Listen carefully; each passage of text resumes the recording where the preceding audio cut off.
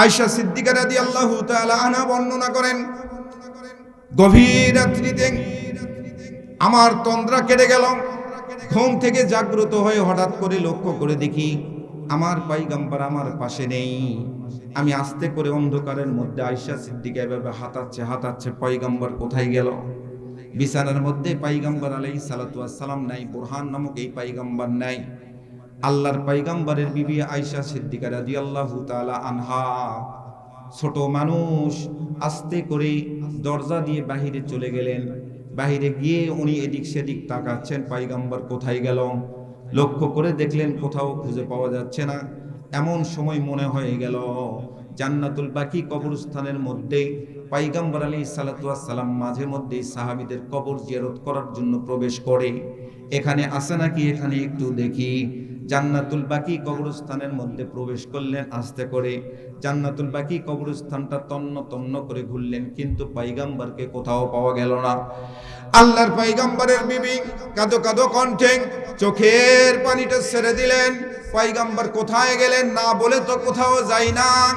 আল্লাহর পয়গম্বরের বিবি আয়েশা সিদ্দিকা রাদিয়াল্লাহু তাআলা আনহা হুজরা খানার মধ্যে যখন প্রবেশ করলেন, দরজাটা ওপেন করার সঙ্গে সঙ্গে আল্লাহর পয়গম্বরের বিবি আয়েশা সিদ্দিকা লক্ষ্য করে দেখেন মৃদু একটা কান্নার শব্দ কোথায় থেকে আসতেছে। ছোট বাচ্চারা যেমন হাউমাউ করে কাঁদে, ঘরের কোণ থেকে একটা কান্নার আওয়াজ আল্লাহর পয়গম্বরের বিবি আম্মা জান আয়েশার কানে চলে আসলো। চিৎকার করে একটু বলুন সুবহানাল্লাহ। জান্নাতুল বাকি কবরস্থানের একটা কথা মাথার মধ্যে ঢুকে গেল। জান্নাতুল বাকি কবরস্থানের নামটা যখনই বলছি তখন এটা ঢুকে গেল। একটু বলে দিই, অসুবিধা হবে বাবা, কষ্ট পাচ্ছেন আপনারা? জান্নাতুল বাকি কবরস্থানে আমি যখন নিজে ঢুকলাম, ঢুকে জান্নাতুল বাকি কবরস্থান স্যার হজ করছেন তো? ওহো, আচ্ছা, আল্লাহ রাব্বুল আলামিন স্যারকে খুব দ্রুত মক্কা মদিনায় সফর করার তৌফিক দান করুক। আমরা দোয়া করতে পারি না?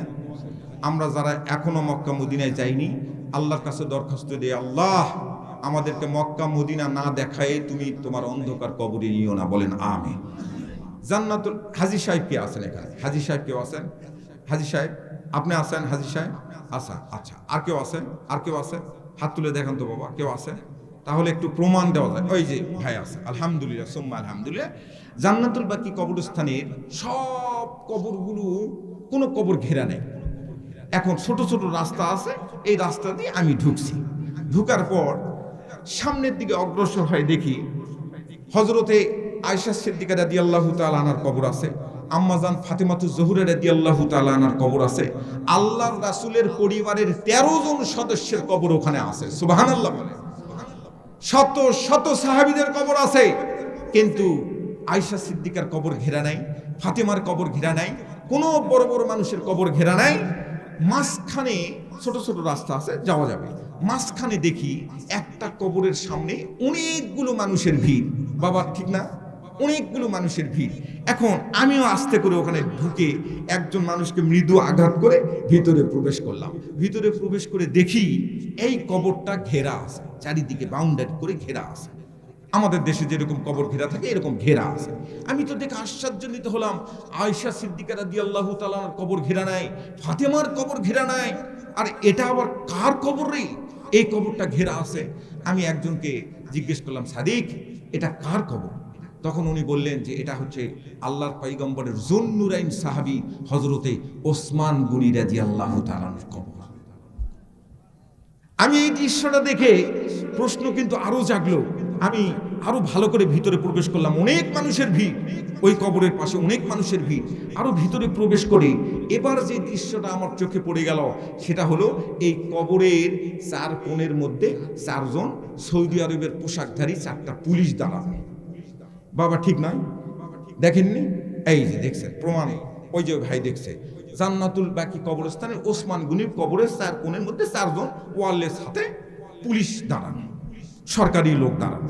আমি আশ্চর্যজনিত হয়ে গেলাম, ব্যাপার কি? কবরের মধ্যে পুলিশ দাঁড়ানো, 4 কোণের মধ্যে 4টা পুলিশ দাঁড়ানো, ব্যাপারটা কি? এটা প্রশ্ন নয় ভাই, এটা আশ্চর্য হওয়ার ব্যাপার।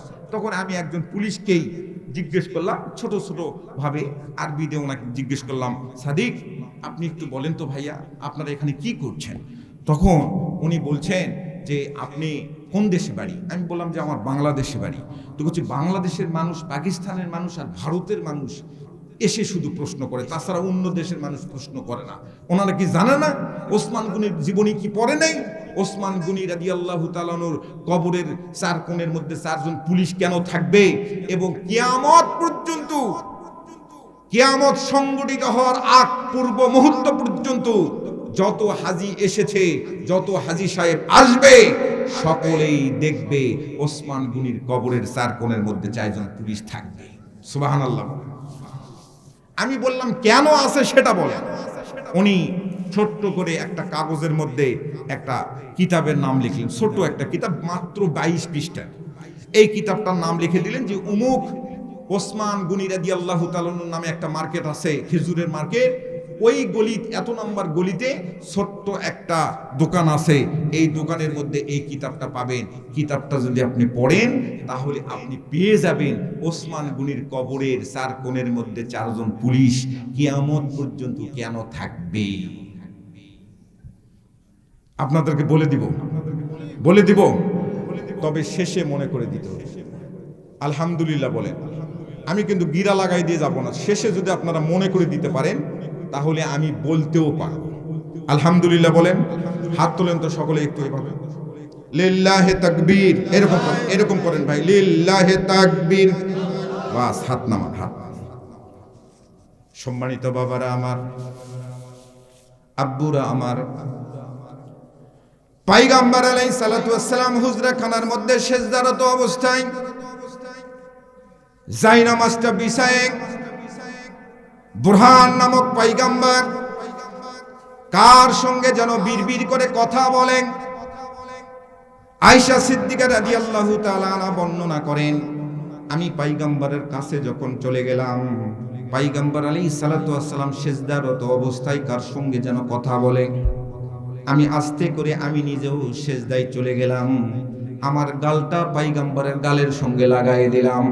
আমি একটু চেষ্টা করছি কার সঙ্গে কথা বলে, কি কথা বলে আমি একটু শোনার চেষ্টা করছি।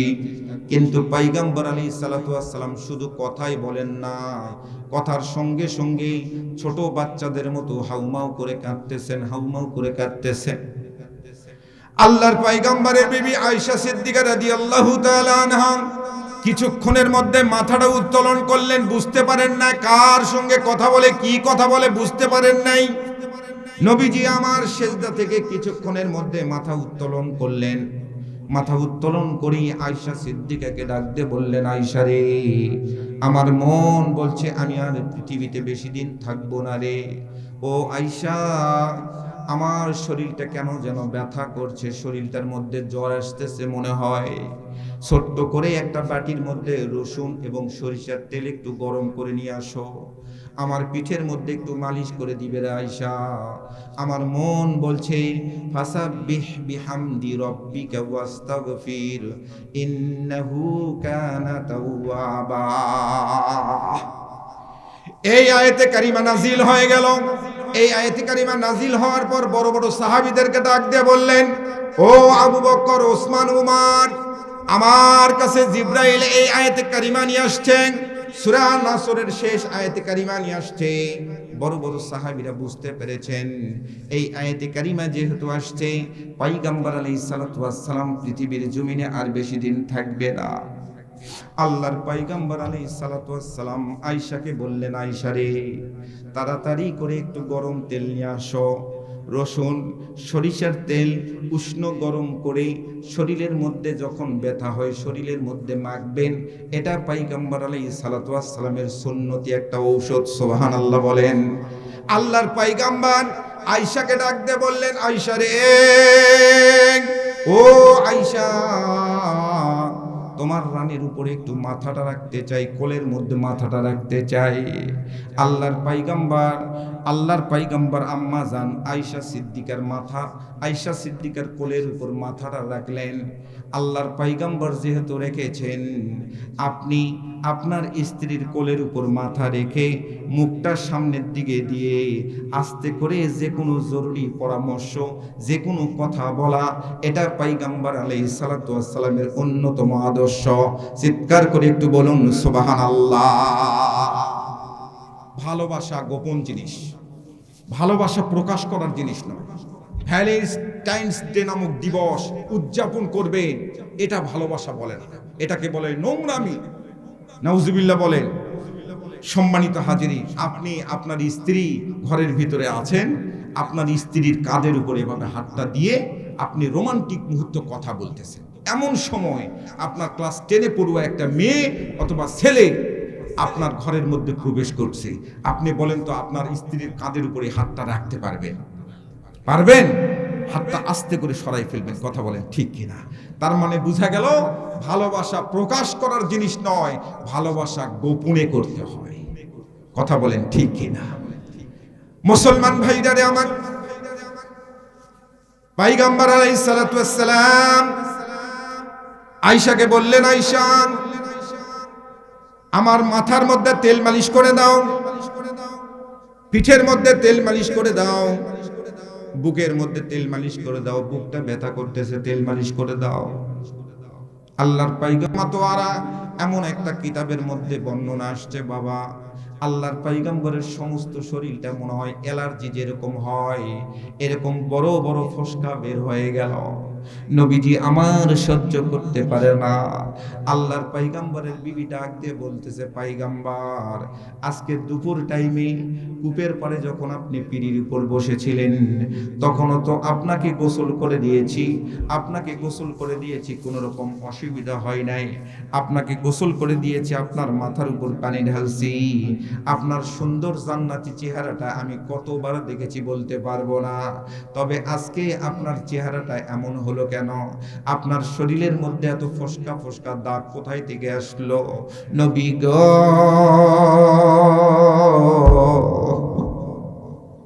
ওগো পয়গম্বর, আপনার শরীরের মধ্যে এত দাগ কোথায় থেকে আসলো? দুই ধরনের দাগ লক্ষ্য করা যায়, একটা কালো কালো দাগ আর একটা সাদা সাদা দাগ। আল্লাহর পয়গম্বর ডাক দিয়ে বললেন, আয়েশা রে, ও আয়েশা, তুমি জানো না রে আয়েশা, কিছুক্ষণ আগেই আমি যখন তাহাজ্জুদের নামাজের মধ্যে দাঁড়িয়েছিলাম, অমিনাল লাইলি ফাতাহাজ্জাদ বিহি নাফিলাতাল্লাহ আসা আইয়াবআতাকা রাব্বুকা মাকামাম মাহমুদা। আল্লাহর পয়গম্বর যখন নামাজের মধ্যে দাঁড়ায়, এমন সময় পয়গম্বর আলাইহিস সালাতু ওয়াস সালাম সিজদারত অবস্থায় যার সঙ্গে কথা বলতেছিলেন, সেই রব্বে কারীমের সঙ্গে কথা বলতেছিলেন, আয়েশাকে ডাক দিয়ে বলছে, আয়েশা রে, আমি আমার রবের সঙ্গে এতক্ষণ ধরে কথা বলছিলাম, আমার রব্বে কারীমকে আমি বারবার বলছিলাম, ওগো রব, আমার উপর যেহেতু সূরা নাসর নাজিল হয়ে গেল, আমার মন বলছে আমি আর পৃথিবীতে বেশি দিন থাকবো না। তবে তোমার সঙ্গে সাক্ষাৎ করার আগেই আমার শরীরের মধ্যে যে ক্ষত বিক্ষত দাগগুলা ছিল, উহুদের ময়দানে পাথরের আঘাতের কারণে যে দাগগুলা হয়েছিল, তাইফের ময়দানে ওই যুবক ভাইদের পাথরের আঘাতের কারণে আমার ক্ষত বিক্ষত দাগগুলা হয়েছিল, এই দাগগুলো আজকে শরীরের মধ্যে আপনি জাগ্রত করে দেন। এই দাগ মাখা শরীর নিয়েই আমি কবরে যেতে চাই, দাগ মাখা শরীর নিয়েই আমি আস্তে করে হাসরে উঠতে চাই। এই দাগগুলার ওসিলা করে আমার কিছু গুনাহগার উম্মতকে আমি জান্নাতের সার্টিফিকেট দিতে চাই। এমন একটা মজাদার পয়গম্বর পেয়েছি, এমন একটা নবী পেয়েছি, আমাদের একটা বংশ পরিচয় আছে রে ভাই। আমার সন্তান ফেন্সিডিল খাবে, আমার সন্তান ইয়াব্বা খাবে, আমার একটা বংশ পরিচয় আছে, আমাদের একটা কোরআন আছে, কিতাব আছে, আমাদের কেবলা আছে, আমাদের একটা আল্লাহ আছে, আমাদের একটা পয়গম্বর আছে, আমাদের একটা জাতির আব্বা আছে। কথা বলেন ঠিক কিনা? সম্মানিত যুবক ভাইরা, আপনি কেন ফেন্সিডিল খাবেন? কেন নেশা করবেন? আপনি লক্ষ্য করে দেখেন আপনার নানা অথবা দাদা অথবা বাপ কোনো না কোনো ভাবে আপনার এই মসজিদের কমিটির সঙ্গে জড়িত। এই মসজিদের জমি তিনি দান করেছেন, তিনার সঙ্গে আপনার পরিবার জড়িত। আপনি লক্ষ্য করে দেখেন আপনার বাবা, আপনার চাচা, আপনার ভাই কেউ না কেউ মসজিদের কমিটির একজন সদস্য হয়ে আছে, আর আপনি নেশা করে মাদক নিয়ে আপনি পড়ে থাকবেন। C C C. আমরা হচ্ছে আলীর বংশের লোক, আমরা হচ্ছে আবু বকর সিদ্দিক রাদিয়াল্লাহু তাআলার বংশের মানুষ। আমরা যেমন তেমন বংশ থেকে এসেছি, আমাদের বংশ পরিচয় আছে। কথা বলেন ঠিক কিনা? মুসলমান ভাইরা রে আমার,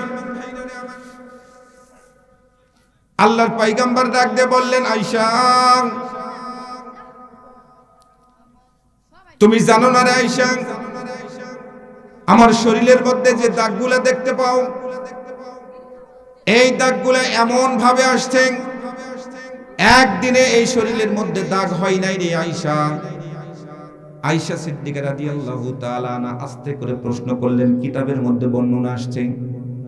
আল্লাহর পয়গম্বরকে ডাক দিয়ে বলতেছেন, ওগো পয়গম্বর, আপনার শরীরের মধ্যে দুই ধরনের দাগ, একটা কালো কালো দাগ আর একটা সাদা সাদা দাগ লক্ষ্য করা যায়। এই সাদা সাদা দাগগুলা কোথায় থেকে আসলো আপনি একটু খুলে বলেন। আল্লাহর পয়গম্বর আলাইহিস সালাতু ওয়াস সালাম আস্তে করে বলতেছেন, আয়েশা রে, তামাম পৃথিবীর মানুষগুলোকে তুমি জানায় দিবে, তামাম পৃথিবীর মানুষগুলোকে জানায় দিবে। আল্লাহর পয়গম্বর ডাক দিয়ে বললেন, আয়েশা, আয়েশার কোলের মধ্যে মাথা, ভালো করে মনে রাখবেন ওয়াজ। আয়েশাকে ডাক দিয়ে বলছেন, আয়েশা রে, মক্কা বস্তিতে যখন আমার পা রাখার জায়গা ছিল না, তখন তো মক্কা শহর ছিল না, মক্কা একটা বস্তি, বাক্কা একটা বস্তি, বাক্কা। এই বাক্কা বস্তিতে আমি মুহাম্মদ রাসূল সাল্লাল্লাহু আলাইহি সাল্লামের পা রাখার জায়গা ছিল না। এমন সময় খাদিজাতুল কুবরা রাদিয়াল্লাহু তাআলা আনহা আমাকে ব্যবসার পার্টনার হিসাবে প্রথমে কবুল করলেন, এরপরেই আমার সঙ্গে বিবাহ হলো, আমাকে স্বামী হিসেবে গ্রহণ করলেন। এক পর্যায়ে সমস্ত ধন সম্পদ ইসলামের জন্য বিতরণ করে দিলেন। আয়েশা রে, আমি মুহাম্মদ রাসূল সাল্লাল্লাহু আলাইহি সাল্লামের সুসময়ের তোমরা সাথী, কিন্তু খাদিজা এমন এক সময়ের সাথী, খাদিজা এমন এক সময়ের আমার বান্ধবী। খাদিজার ঘরে 4টা সন্তান চলে আসলো। কোলের মধ্যে যে সন্তানটা আছে সেই সন্তানটার বয়স মাত্র 4 বছর। সেই সন্তানটার নাম হলো কলিজার টুকরা মা ফাতিমাতুজ জোহরা রাদিয়াল্লাহু তাআলা আনহা। আল্লাহর পয়গম্বর আয়েশাকে গল্প শোনাচ্ছে, গল্প। সুবহানাল্লাহ বলবেন না? সম্মানিত হাজরিন, বুরহান, বুরহান নামক নবী, অকাঠ্য দলিল, প্রত্যেকটা জিনিস আমাদের জন্য দলিল। সুবহানাল্লাহ বলবেন না? যা করতে বলেছেন তা কখনো ছাড়বো না, যা নিষেধ করেছেন সেটা কখনো ধরবো না, কখনো সেটার কাছে যাব না। এটার নাম ইবাদত। ইবাদত শুধুমাত্র নামাজ, ইবাদত শুধুমাত্র রোজা, ইবাদত শুধুমাত্র হজ করা, এটা নয়। ইবাদতের সংজ্ঞা হলো সূরা নাহলের 90 নম্বর আয়াতে কারিমা। আপনার ইমাম সাহেব শুক্রবার দিন ওই যে সানি খুতবার মধ্যে শেষে একটা আয়াতে কারিমা পড়ে, 2টা আয়াতে কারিমা পড়ে, তার মধ্যে একটা আমি বলে দেই, আপনাদের মনে হলে আপনারা একটু মাথা নাড়াবেন, জি হুজুর এটা শুনছি, এটা শুনছি। আপনারা সবাই শুনছেন, মুখস্থ না হলেও ইমাম সাহেব প্রত্যেক দিন, মানে প্রত্যেক শুক্রবারে সানি খুতবার মধ্যে এভাবে পড়ে, ইন্নাল্লাহা ইয়া'মুরু বিল আদলি ওয়াল ইহসান ওয়া ইতা'i যিল কুরবা ওয়া ইয়ানহা আনিল ফাহশাই ওয়াল মুনকারি ওয়াল বাগই ইয়াইযুকুম লাআল্লাকুম তাযাক্কারুন ফাযকুরুনি আযকুরুকুম ওয়াশকুরু লি ওয়ালা তাকফুরুন। বলে খুতবা শেষ, বসে পড়ে। মনে হয়েছে আপনাদের? এই আয়াতে কারিমার মধ্যে আল্লাহ রাব্বুল আলামিন বলছেন, এ বান্দারা, ইবাদত কি? ইবাদত শুধুমাত্র নামাজ পড়াই ইবাদত নয়, রোজা রাখাই ইবাদত নয়, হজ করাই শুধু ইবাদত নয়। ইবাদতের সংজ্ঞা হলো আল্লাহ রাব্বুল আলামিন যা কিছু করতে বলেছেন, রাসূল যা কিছু করেছেন সেগুলো ইবাদত। আল্লাহ সুবহানাহু ওয়া তাআলা যা কিছু নিষেধ করেছেন সেটাকে নিষেধ হিসাবে গ্রহণ করা, নিষেধ হিসাবে মেনে নেওয়া, এটার নাম ইবাদত। নামাজ পড়া ইবাদত, তাস না খেলা ইবাদত। কথা কি বুঝতে পারছেন?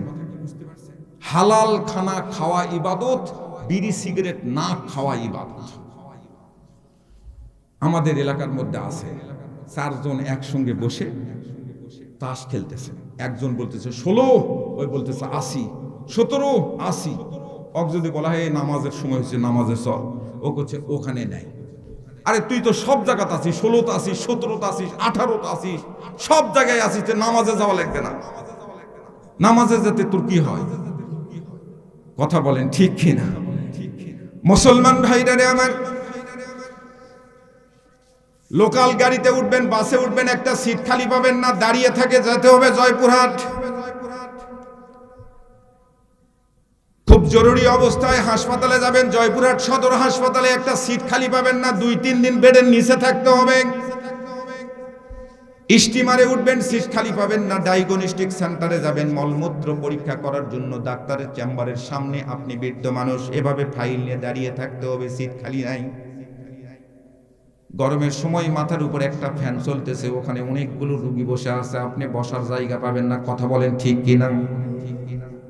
কোন জায়গায় সিট খালি পাবেন না বাবা, কিন্তু একটা জায়গায় সিট খালি থাকে বছরের পর বছর, মাসের পর মাস, সপ্তাহের পর সপ্তাহ, সেটা হলো আপনার গ্রামের জামে মসজিদ।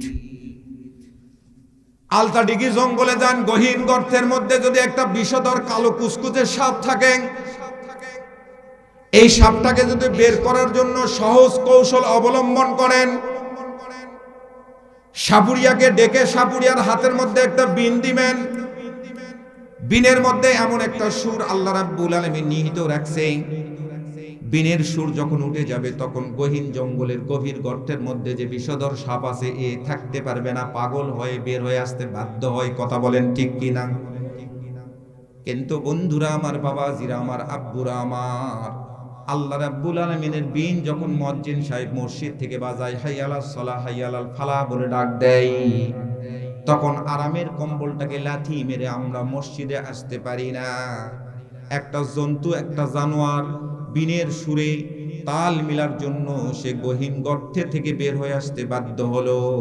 কিন্তু আমরা তো জানোয়ার নয়, জীবজন্তু নয়, জানোয়ার নয়, আমরা সরাসরি আশরাফুল মাখলুকাত, সৃষ্টির সেরা জীব, আর আমরা বিনের সুরে তাল মিলে আমরা মসজিদে যেতে পারলাম না। মুসলমান ভাইরা আমার, কপাল পোড়া, কপাল পোড়া। যেই জায়গায় মাহফিলে যায়, মাহফিলে স্টেজে ওঠার আগে এক শ্রেণীর লোক আমার কাছে যায়, গিয়ে বলে হুজুর আমাদের এলাকার মধ্যে মেয়েরা পর্দা করে না, পর্দার উপর ওয়াজ করেন। ঢাকা শহরের টাঙ্গাইল এলাকার মধ্যে যখন যাই, গাজীপুরে যাই, জয়দেবপুর যাই, তখন এক শ্রেণীর লোক এসে বলে হুজুর আমাদের কলকারখানার এলাকা, আমাদের কর্মচারীরা আমাদের কথা ঠিক মতো মানে না, এই সম্পর্কে একটু ওয়াজ নসিহত করবেন। অন্য এলাকার মধ্যে যখন যাই তখন এক শ্রেণীর মানুষ এসে বলে হুজুর আমরা শিক্ষক মানুষ, ছাত্ররা ঠিক মতো আমাদের কথা শোনে না, এই বিষয়ে একটু ওয়াজ করবেন।